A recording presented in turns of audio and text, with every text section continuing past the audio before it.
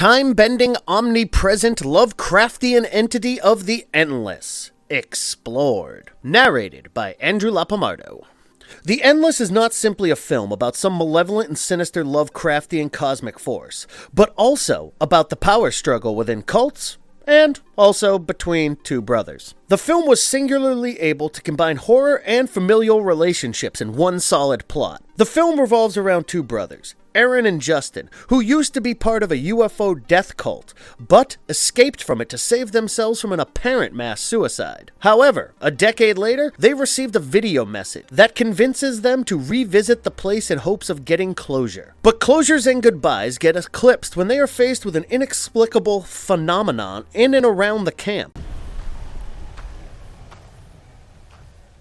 With a mysterious event approaching, the brothers will have to fight their personal demons and race against time to escape, or else their lives will get permanently and irreversibly entangled with the cult. H.P. Lovecraft believed that the fear of the unknown is the oldest and strongest of all emotions. Likewise, Justin Benson and Aaron Moorhead, who directed this film, have given it unfathomable cinematic depth and forced the viewers to relate to the emotions shared by the characters. Justin and Aaron held the directorial reins together and acted as the film's leads. Furthermore, Justin wrote the film while Aaron took control of the film's cinematography. The Endless also binds Justin and Aaron's 2012 film Resolution in the same universe. Are you ready to dive deep into this incredible echo chamber that blurs and merges the genre like science fiction, horror, and drama to give the viewer a profoundly terrifying yet relatable film about sibling issues in the midst of a cosmic threat?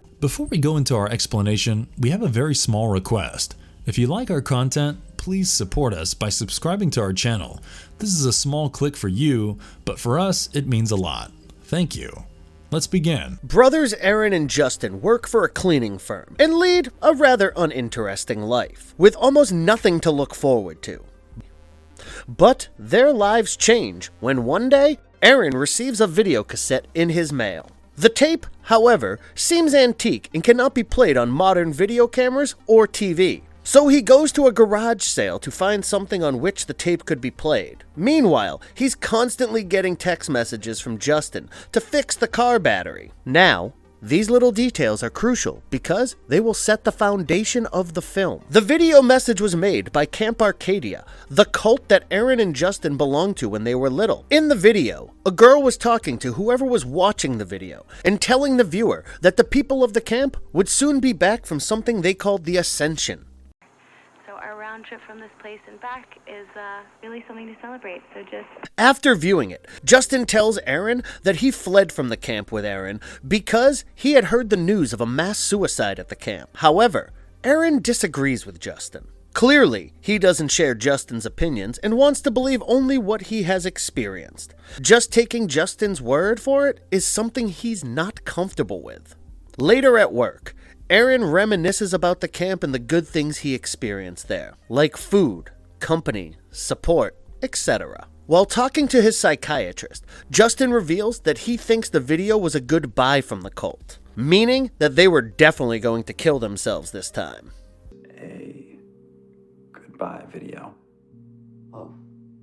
But it has taken a heavy toll on Aaron because he thinks his elder brother took him out of the cult for no apparent reason. All the memories of Aaron as a teenager haunt him today because he was happy back then. The two boys were pulled out of their mother's burning car by the cult and were taken in after that. Naturally, the cult had become their family, their friends. Justin feels that their lives outside of the cult were better off because they are now thinking about themselves. Having said that, they've not been able to make a living, get girlfriends, or anything that would really make them happy. Later that day, in a park, Aaron tells his brother that he wishes to go back to the cult for a visit to say goodbye and get some closure. After some initial hesitation, Justin agrees to go back for a day. He believes that doing so would get Aaron out of the slump that he's in. We then see Aaron visiting the psychiatrist, where he opens up to her about Justin. Aaron blames Justin for the crappy life that they have and for having no real control over it, but at the same time, he realizes that Justin cares for him anyway. No, he's my brother. And you're sure it's a good idea. During their road trip to Camp Arcadia, we learn how the two brothers have a very different recollection of events from their days at the cult. While Justin remembers things like worshipping a mysterious deity in the forest, uniforms, concepts like death molded into fancier words like ascension, castration, etc., Aaron only remembers the family time, good food, bonfires, and a friendly and harmless commune. Bonfires and family time and good food. They make a pit stop at their mother's grave, which was on the way to Camp Arcadia. They find a picture frame that they had made for their mother when they were really young, but the picture seems to be brand new. It's strangely held up after all these years without getting spoiled or even catching any dust. Isn't that strange? It seemed as if someone was cleaning the picture frame every day, but the place where their mother's grave was seemed to be in the middle of nowhere. Justin appears to be a fairly imposing brother, not even allowing his younger brother to drive for a bit. You drove the whole way. I want to drive.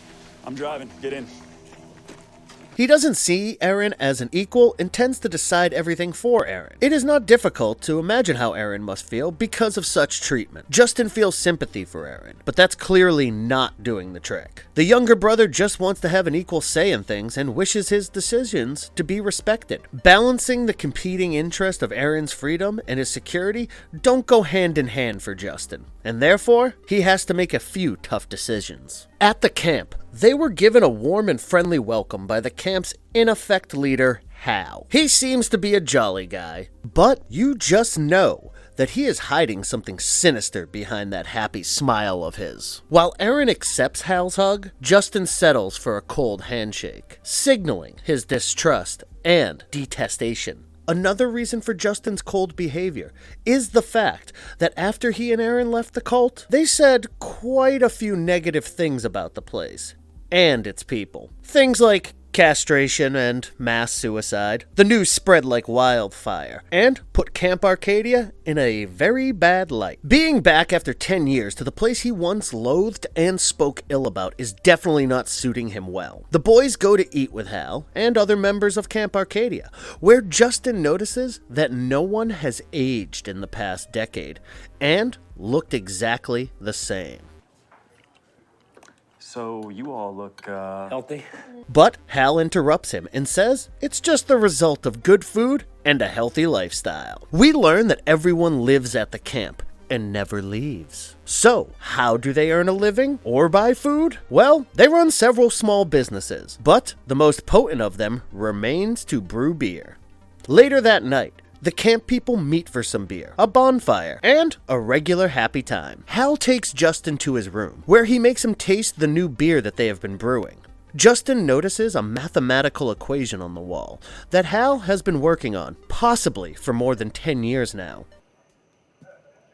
Eventually, though.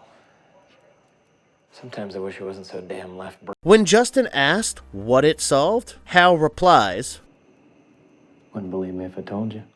Hal clarifies that whatever Justin did in the past has been forgiven and forgotten by everyone at the camp. When Justin tells Hal about the video, Hal refutes the claim that he sent the video. According to him, everyone at the camp lives long and healthy lives, and they grow to be whatever they want to be. But he does talk in a culty fashion when he says that the place had something that was beyond and bigger than either of them. There is something bigger than us out here. Hal believed now that Aaron and Justin were old enough to understand that power, that entity, that cosmic force.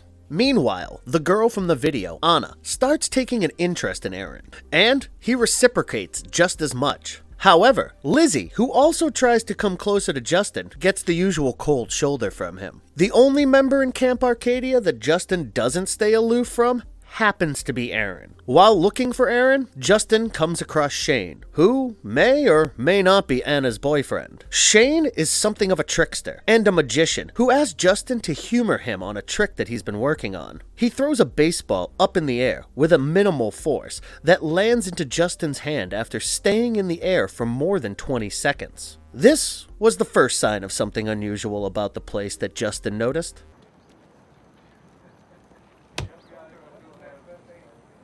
Then, Hal calls in everyone to join him for a game that he calls Struggle. In the game, it seems that Smiling Dave went to the far, dark end to hold and pull a rope from one side, while the struggler on the other end had to pull the rope to their side, basically playing a game of tug-of-war. Hal fails to finish the struggle and invites Aaron, who initially fails, but successfully pulls the rope down in his next attempt. Next, Hal convinces Justin to try his luck, but Justin fails and falls miserably, hurting his palm. We never really get to see the Lovecraftian cosmic monster from the film, but we do get various interpretations of the monster from various interpretations of the people of the camp. For instance, Lizzie draws a charcoal painting of two eyes looking down at the camp from that same night. If you're wondering why Justin failed at Struggle, while Aaron, who's physically weaker, succeeded, then don't worry. We'll get to that explanation when we describe the monster. It seems that even Aaron has started to feel that something is weird about the camp, but he still asks Justin if they can stay. After much deliberation, Justin says, I'll let you stay one more day. well, talk about being a control freak. The next day, they go out for shooting. While Aaron seems to be great at it, Justin has completely lost his touch. However, one of the bullets that Justin shot flattened after hitting something, but to his surprise, there was no such visible target. Later, when Justin goes for a run, the cosmic entity reveals its presence to him in a more pronounced fashion. He sees dust around him blowing without any wind, as if it was created by the thumping of an extremely large, but invisible foot. The sun blinks for a moment, and when it returns, Justin finds a bunch of pictures around his feet. He picks up one of them,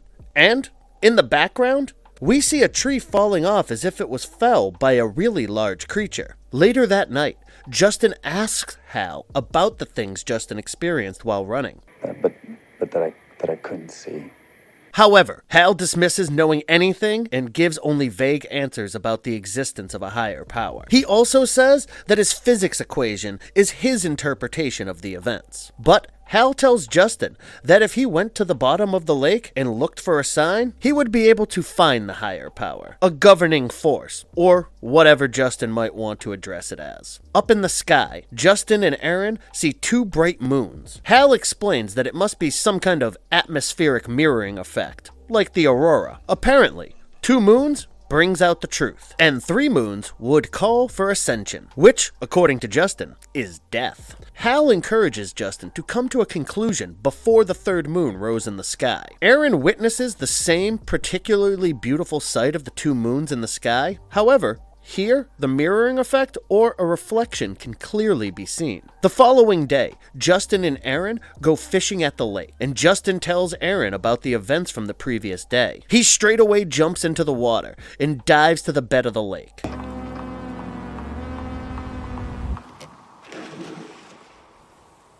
He takes some time to return to the surface, but when he does, he reveals to Aaron that he saw something down there which tried to pull Justin. Furthermore, he brings with himself a box that he retrieved from under the water. They freak out and start to row towards the shore, and a bird's eye view from the camera introduces us to the first look of the cosmic monster as an enormous shadow in the lake's water. In the box that Justin retrieved from the bottom of the lake, they find another tape. Justin is hell-bent on simply leaving the place as soon as possible. But Aaron convinces him to stay the day and bid proper goodbyes like normal people before they leave. At dinner, Hal proposes watching the tape as part of Justin and Aaron's farewell. According to Hal, the god of the cult spoke to them through images and videos. Upon playing the cassette, they see that it has a video from 10 years ago, and it is here that the film connects Benson and Moorhead's previous film, Resolution. Justin and Aaron were misinterpreting to others the beliefs and ideas shared by the members of Camp Arcadia. The revolution of this secret was just the beginning of many more. However, Hal speaks on the behalf of the cult and says that the members had forgiven him for evangelizing them as a death cult, etc. Aaron walks out of the room out of embarrassment, and Hal and Justin follow him outside. It is revealed that Justin always had his apprehensions and doubts against the cult, and to make Aaron follow his lead, he made stories about castration, etc. Aaron found out that he had been kept in the dark for all these years for no good reason. Oh boy, Aaron, you're going to have a change of heart soon. Soon, an argument breaks out between Hal and Justin. Justin is asked to leave, and he asks Aaron to join. But he chooses to stay because he felt cheated and misled for the past 10 years. Well, we cannot blame him there. Justin goes to his car, but it wouldn't start because Aaron had forgotten to get a new battery.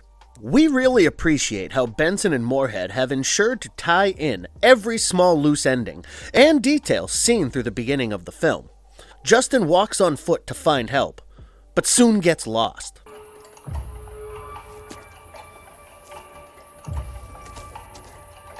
He then comes by a cabin of a man named Shitty Carl that he had been seeing for 2 days now. Justin saw Carl getting inside the cabin only to commit suicide. However, to Justin's ultimate horror and shock, Carl growled on him from behind, revealing that he is trapped in a time loop that Carl dubs looping prison. Carl knew Justin from 10 years ago and tells him that Justin was stupid for having returned to Camp Arcadia. Carl is forced to live in a 3-hour cycle, and he is to die at the end of every time loop through suicide. If he chooses not to die, then the time loop cosmic monster would do it for him. And, as Carl describes, or that thing will do it for you, and it's much worse than anything you do to yourself. We learn that the time loop monster resets time loops every 10 years, and those who get trapped inside the time domes get stuck forever. In fact, even the environment and people inside the dome get stuck in the loop, having to live the same life over and over again. And all of this is just for the entertainment of the cosmic entity. As Justin is lost, he seeks Carl's help, who says that he'd help him find a way out if Justin brought him a gun from this gun nut tweaker guy who stays in another time loop. And there's this bitch-ass tweaker with a grip of guns who sold me a... Back at the camp, Tim tells Aaron, "Don't do it if you don't want to." Meaning that if Aaron chose to stay even after the third moon rose, he would be forced to stay in the loop forever. The following day, Aaron has a similar episode as Justin and receives 2 pictures, one of himself and another of a trailer. Hal tells him that he should find his brother before the third moon rises and tells him the way for the trailer. While Aaron brings the photographs to Hal, he theorizes that the time-bending cosmic entity is made out of impossible colors, and that's why no one can see it. Aaron leaves to find his brother, but without any clue, he heads out for the trailer, only to enter someone else's time loop.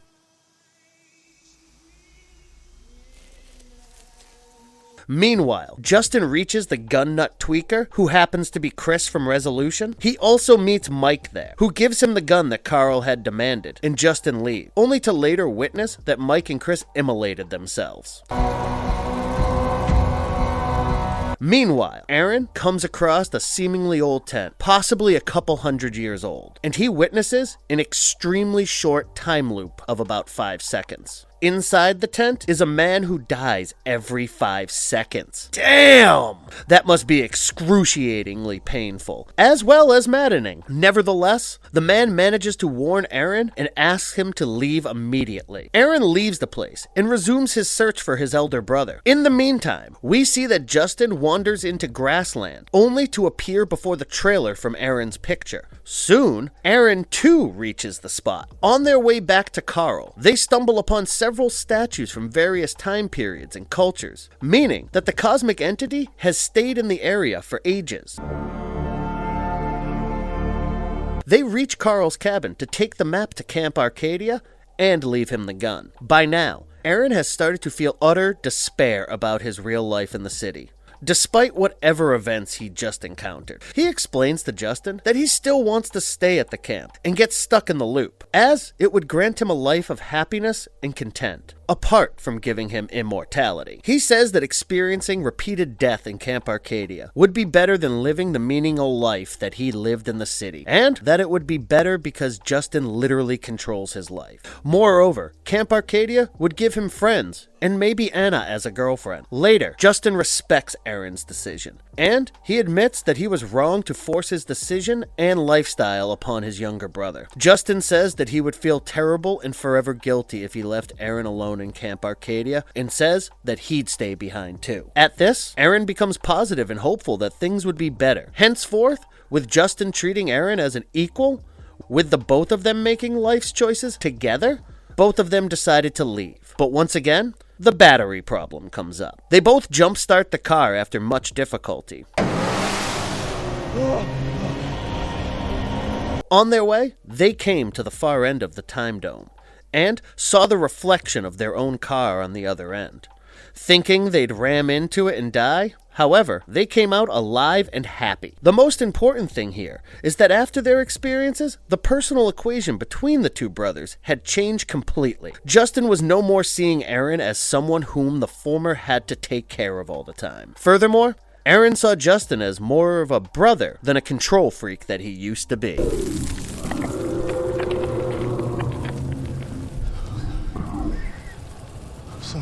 Relation with resolution. If you haven't watched Benson and Moorhead's previous films, you should, because not only are they great, but also because they've tied into their 2012 film, Resolution, in the same universe as The Endless. So, let's take a look at the story of Resolution, and then see how the two films complement each other. In Revolution, Michael Danube, or Mike, is a graphic designer who lives with his pregnant wife. One day, he receives a map and a video message from his old pal Chris, who's a drug addict, and who becomes erratic and delusional after coming to a remote area. Michael goes to find Chris and help him quit drugs, despite his wife's apprehension. Michael finally reaches a completely erratic and violent Chris, who refuses to go to rehab. So, Michael subdues him and handcuffs him to go and get supplies. Later, Billy and Micah reach the cabin where Michael and Chris were holding out. They demand Chris give them back their drugs, but Michael manages to drive them away. While taking a walk, Michael meets a few people of a UFO cult who offer him a place in their camp and tell them about an impending apocalypse. This very scene was the one that Hal played on the night that Justin and Aaron were supposed to leave Camp Arcadia. Later, Michael meets a security guard and bribes him to allow them to live in the cabin for 5 days. How about I write you a check right now, and 5 days from now you will never know we were even here. Also, Michael and Chris find mysterious photographs and videos. In one of the videos, they see footage of the argument that they had moments ago. The thugs, Micah and Billy, return, only to find the dog that Chris had adopted and kill it.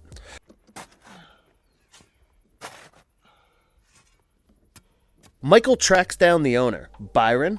Byron says that the area is not haunted, but under the grips of a supernatural entity that desires stories. This Byron was the same guy upon whose house Justin and Aaron had stumbled upon on their way to find Carl. Michael returns to the rented cabin, only to find that the film projector shows their gruesome deaths and photographs from their own funeral. Michael's laptop also seemed to function independently, and shows a video that signals Micah and Billy behind the deaths. However, another footage shows the security guard murdering both of the thugs and then burning the house. When they return to the property, they see the security guard kill Micah and Billy, meaning the video messages were either their future or were intended to help the two friends save themselves. In the end, Chris and Michael come face to face with the entity, and in an attempt to appease it, Chris kneels before it.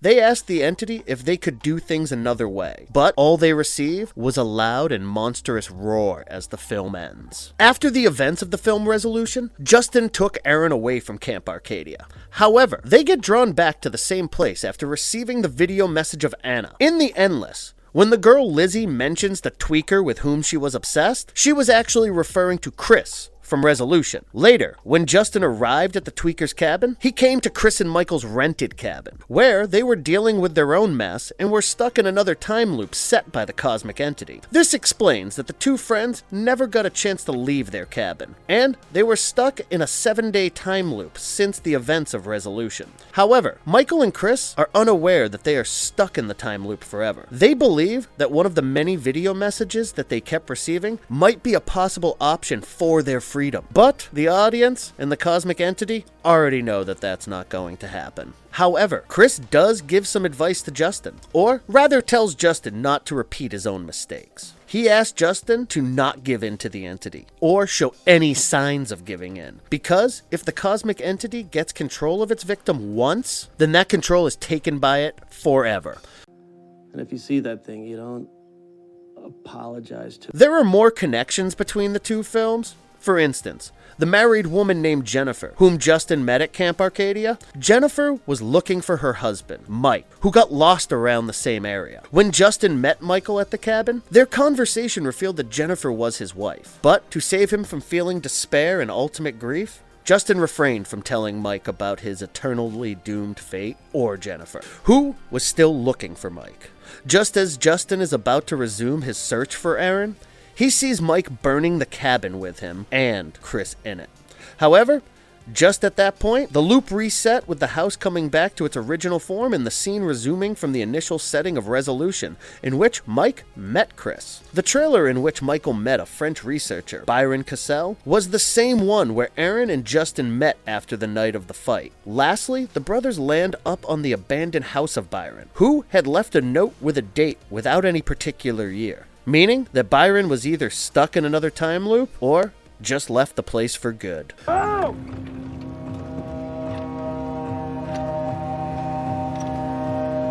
The time-bending, story-hungry cosmic entity. There's no easy explanation of the monster because, 1, it's based on a Lovecraftian cosmic monster, where we hardly get any great reasoning or explanation. And 2, because it's a Benson and Moorhead film, and they like to keep their movies a bit on the ambiguous side. You know, something like the love child of a Lovecraftian story and a David Lynch film. Yet, the viewers can find most of the answers in the film itself if viewed extremely carefully. But we saw the film with enough attention to detail to bring you a comprehensive explanation of the monster, with respect to the film's mythos, and also the mindset with which the directors must have created the entity, and the entire mythology around it. Firstly, since the monster was never really shown on screen, it is only revealed by the perspective of the different characters and the settings. For instance, Hal's equation in Lizzie's drawing. It is evidently clear that the entire mythology of the monster was created while the director duo was filming Resolution, but it expanded in the endless. The basics, however, remain the same. What makes the monster dreadful is the fact that it caters to the audience's fear of the unknown. It is an unseen, but essentially potent antagonist. One may even call it omnipotent and omnipresent, because it actually controls the lives of the people in the time loops and their surroundings. In the film's third act, when the camera pans out on the canyon, we see various time domes and looping prison. In all these domes, there are time loops of different durations controlled by the entity. Furthermore, all of them have a different story and different people trying to figure out a way out of their prison. No one really knows since how long they have been there, but it is certain that they've existed there for at least a millennium. Some of the domes resulted in independent subcultures, with their own specific interpretations of the unseen entity. For instance, the rusty old tent with the frontiersmen we saw in the film is from circa 1800. The totem pole of the Native Americans predates that period. And then there are the monoliths and the dragon-like sculpture, which suggest that the entity has existed from a further ancient time period. A period so ancient that the people belonging to that era had disappeared from the face of America. Like the monoliths described what the people from those eras saw the monster as. We get further descriptions from the points of view of the characters like Lizzie and Hal, which gives a more varied and diversified understanding of this being. Something similar is seen in the credits of the film Resolution. Having said that, it is critical to understand that the monster might not be a monster at all. What if it was just a natural phenomenon that people started interpreting as a god or an ultra-terrestrial being just because they didn't understand what it was? What we mean is that various civilizations began to worship those things that they feared or couldn't control, such as fire. Similarly, the people of Camp Arcadia thought it was best to worship and please a possible natural phenomenon that they couldn't understand. However, there are certain other factors like the communication with the use of photographs and video, which largely refute such a claim. But it is an exciting idea nonetheless. Let us know in the comments what you think. The entity uses its victims as pawns or characters in its own desired story, and loves to see how they behave. It is something like the simulation hypothesis, which says that all humans